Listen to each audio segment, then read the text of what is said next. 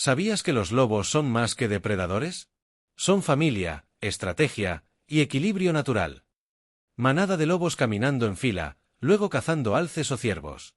Viven en manadas lideradas por una pareja alfa, y cada miembro tiene su rol: cazar, cuidar, proteger. Lobos interactuando, olfateando, lamiéndose, moviendo la cola. Se comunican con gestos, miradas y sonidos. No solo aúllan, hablan con el cuerpo. Secuencia rápida: lobos corriendo en cámara lenta, cachorros jugando, nieve cayendo.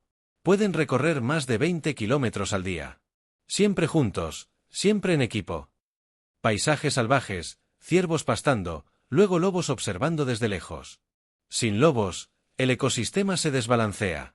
Ellos controlan poblaciones y mantienen la naturaleza viva.